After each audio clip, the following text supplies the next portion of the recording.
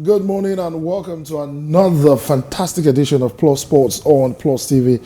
I'm your host Wale Agbede, back on your screen after a very short break. Plus Sports, of course, has been on. Mukail Tinubu handling it for you guys, bringing all of the excitement from the World Cup and all around the world of sports. We continue today.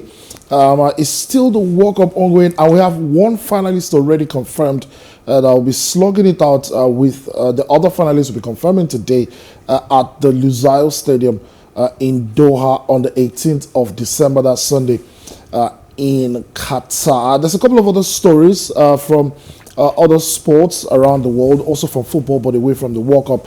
And myself and my guest on the show this morning will be doing justice to all of that. But of course, we start from Qatar 2022, where Argentina are through to the finals, courtesy of 2 goals by swashbuckling striker Julian Alvarez and a Lionel Messi penalty, which gave Argentina a 3-0 victory over 2018 runners-up Croatia in their first World Cup semi-final to set up a showpiece meeting with either of France or Morocco on Sunday.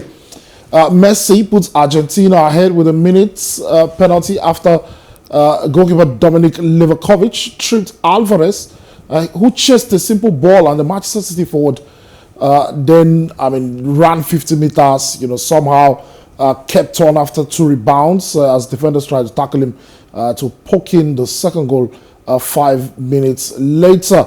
Croatia, who came from behind to beat Japan and Brazil on penalties in the 2 rounds previously, tried to hit back in the second half, but their neat passing to open any real cracks was not enough for the Argentina defense. Messi then burst into life, showing mesmerizing control to drive to the byline and pull back for Alvarez to tuck in the third after 69 minutes to wrap up the victory. Well, it was a fantastic victory for Argentina yesterday.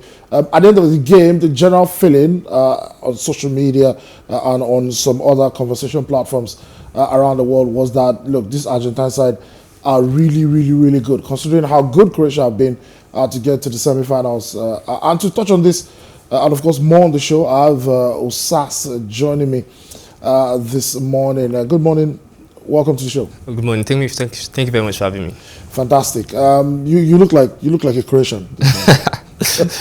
Also, or do I look more Croatian with my? With your second shirt, yeah, definitely. All right. Anyway, Croatia lost yesterday. Let's start with Croatia. I know we're going to touch on Argentina. Obviously, they're the ones through to the finals.